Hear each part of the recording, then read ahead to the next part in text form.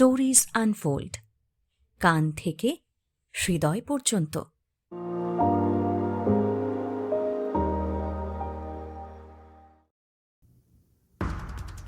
Stories আনফোল্ডে আজ শুনবেন হেমেন্দ্র কুমার রায়ের লেখা গল্প কে। আমাদের গল্পে যে ব্যাকগ্রাউন্ড মিউজিক এবং এফেক্টস আমরা ব্যবহার করি সেগুলোকে সম্পূর্ণরূপে অনুভব করতে অবশ্যই হেডফোন ব্যবহার করুন। তাহলে শুরু করা যাক আজকের গল্প।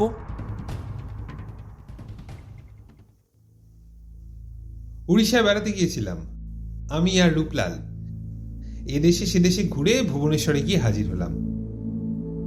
এক দুপুরবেলায় খণ্ডগিরি আর উদয়গিরি দেখতে গেলাম।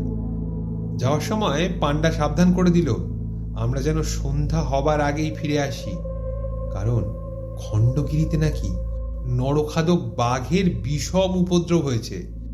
বাঘের কবলে পড়ে 1 মাসের মধ্যে 5 জনের প্রাণ গিয়েছে। এই কথা শুনে অবশ্য ভয় পেলাম না, কারণ আমাদের সঙ্গে বন্দুক ছিল। খণ্ডগিরি আর উদয়গিরি দেখতে দেখতে বেলা পড়ে গেল, এবং বেলা পড়ে আসার সঙ্গে সঙ্গেই সারা আকাশ কালো করে শুরু হলো ঝড় আর বৃষ্টি।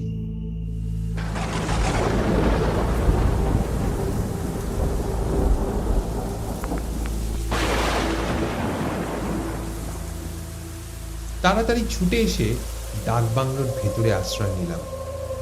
বিকাল গেল, সন্ধ্যা উতরে গেল, কিন্তু সে ঝড় বৃষ্টি থামল না।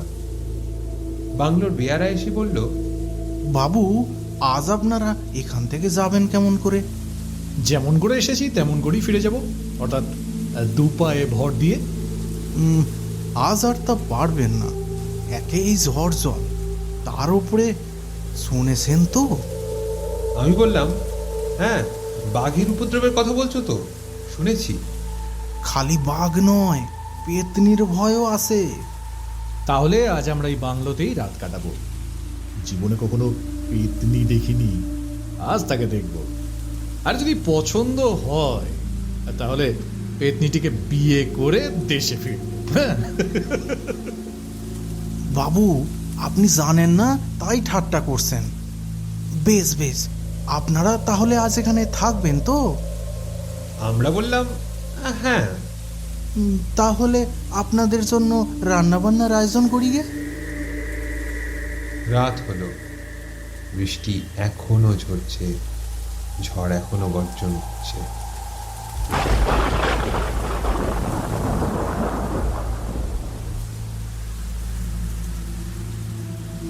রাত্রে খেতে বসেছি, এমন সময় বাংলোর দরজায় ঘন ঘন করাঘাত হতে লাগলো।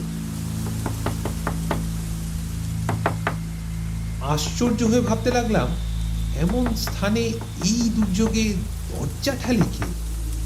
পেয়ারা চেঁচিয়ে জিজ্ঞাসা করলো, কে?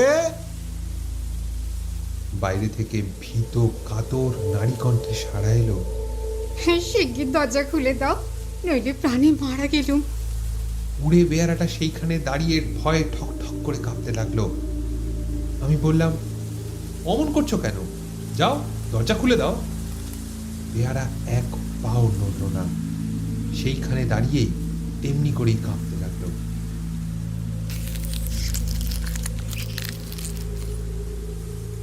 রূপলাল তার ভয় দেখে হাসতে হাসতে দরজার দিকে এগিয়ে গেল। বেয়ারা ছুটে গিয়ে দরজায় পিঠ দিয়ে দাঁড়িয়ে মিনতি করে বলল, পায়ে পড়ি বাবু, দরজা খুলবেন না, ও মানুষ নয়।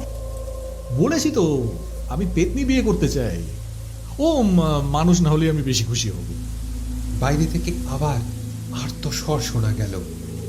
রূপলাল আর বাধা মানল না, বেয়ারাকে এক ধাক্কায় সরিয়ে দিয়ে এক টানে সে দরজার খিলটা খুলে দিল।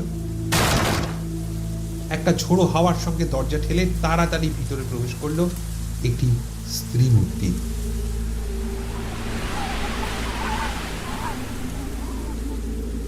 তাকে ভালো করে দেখবার আগেই বাতাসের ঝাপটে ঘরের আলোটা নিভে গেল। বেয়ারা হাউমাউ করে চেঁচিয়ে কেঁদে উঠল। সেই অন্ধকার রাত্রি, সেই ঝড় বৃষ্টির হুলস্থুল, সেই পার্বত্য অরণ্যের ঘন ঘন দীর্ঘশ্বাস, সেই অভাবিত ও অজানা নারী মূর্তির আকস্মিক আবির্ভাব এবং আলোকহীন ঘরের ভিতরে বেয়ারার সেই ক্রন্দন স্বর, এই সমস্ত মিলে চারিদিকে কেমন একটা ছমছমে অস্বাভাবিক ভাব সৃষ্টি করল। আমি ব্যস্ত হয়ে বললাম, রূপলাল, শিগগির দরজাটা বন্ধ কর, আমি আবার আলোটা জ্বেলে নিই। রূপলাল দরজায় খিল তুলে দিল। আমি আলোটা জ্বালালাম।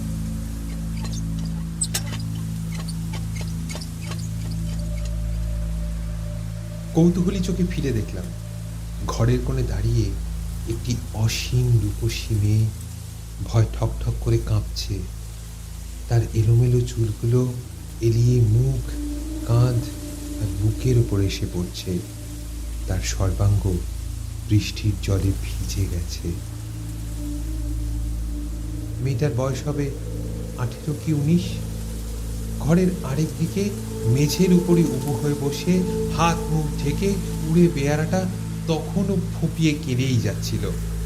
মেয়েটা প্রথমেই আশ্চর্যভাবে জিজ্ঞাসা করলো, ও লোকটি অমন করে কাঁদছে কেন?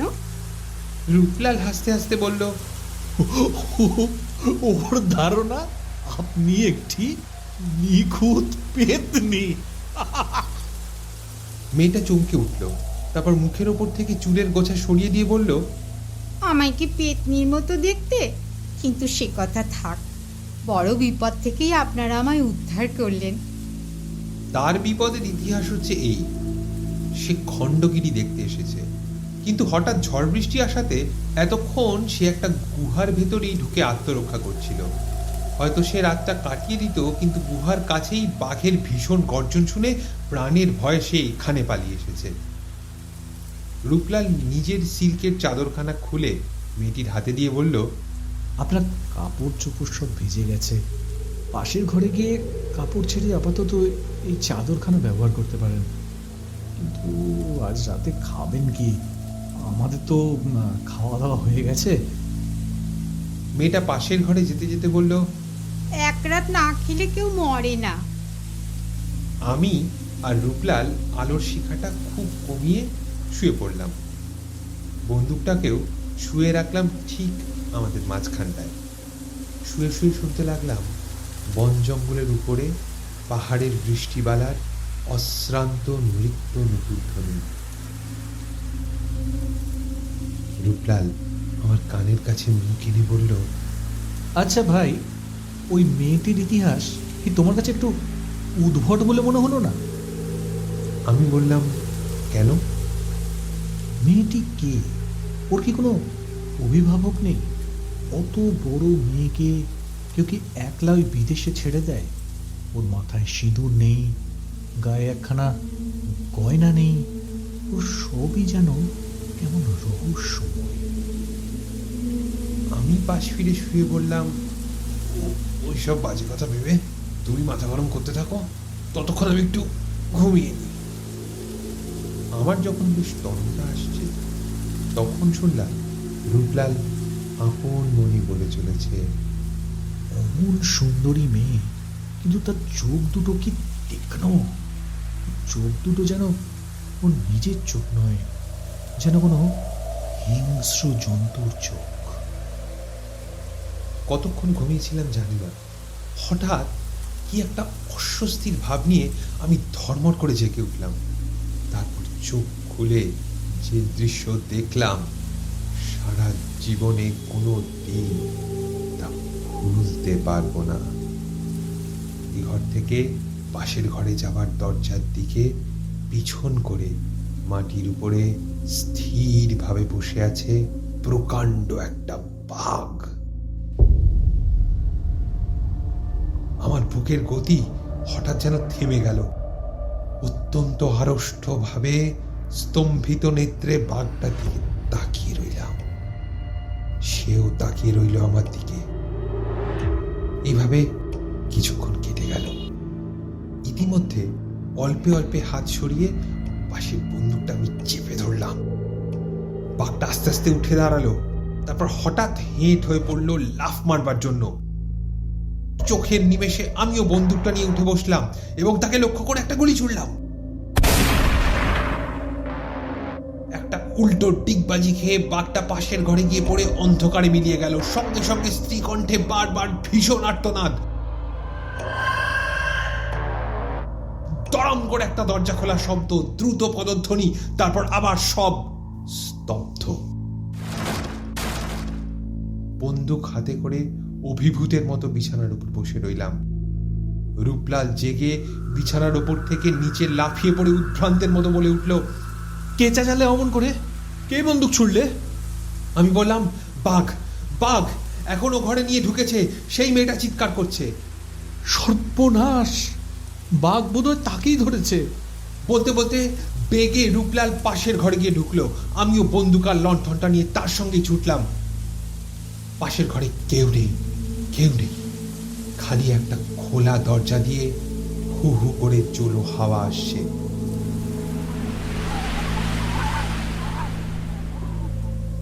রূপলাল বেদনা বিদীর্ণ কণ্ঠে বলল, আর কোনো আশা নেই। অভাগী শেষটায় ওই বাঘের কবলেই গিয়ে পড়ল। তো বাঘ এখানে এলো কেমন করে? রূপলালের কথার কোনো জবাব দিলাম না। আমি তখন আরেকটা ব্যাপার সবিস্ময় লক্ষ্য করছিলাম। ঘরের ভিতর একটানা রক্তের রেখা বাইরের দিকে সোজা চলে গেছে। একটা রক্তাক্ত পায়ের ছাপ, মানুষের পা।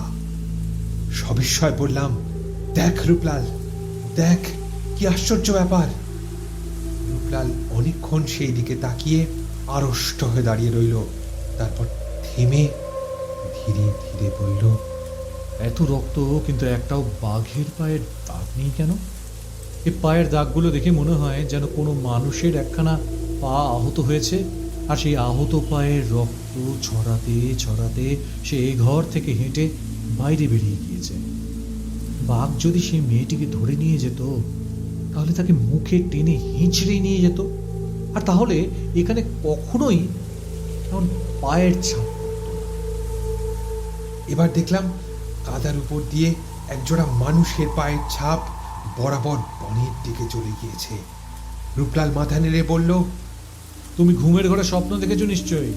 সে মেয়েটি আবার পালিয়েছে, বাঘটা কিছুই এখানে আসেনি।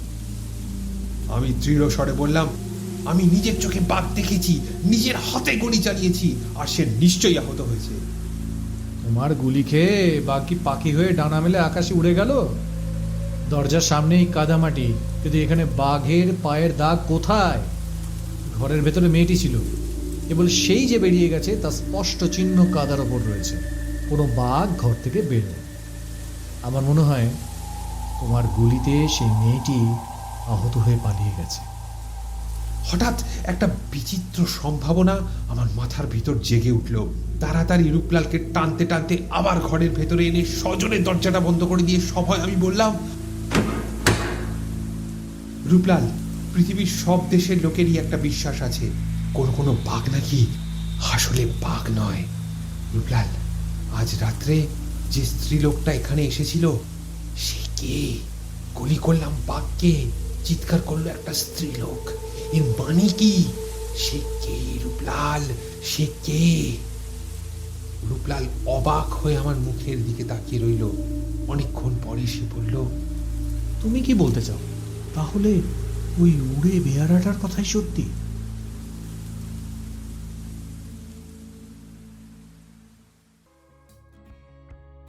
স্টোরিজ আনফোল্ডে আজ শুনলেন হেমেন্দ্র কুমার রায়ের লেখা গল্প কে। বিভিন্ন চরিত্রে যারা অভিনয় করেছেন: রূপলালের চরিত্রে সোহম মণ্ডল, নারী কণ্ঠে সঞ্চিতা দাস, বেয়ারার চরিত্রে সৌরভ সরকার এবং গল্প পাঠে সায়ন ভট্টাচার্য। যদি আমাদের গল্প ভালো লেগে থাকে তাহলে অবশ্যই চ্যানেলটি সাবস্ক্রাইব করবেন, আর অনুরোধ করব লাইক, কমেন্ট এবং শেয়ার করবার। স্টোরিজ আনফোল্ডের সঙ্গে থাকুন প্লিজ। স্টোরিজ আনফোল্ড, কান থেকে হৃদয় পর্যন্ত।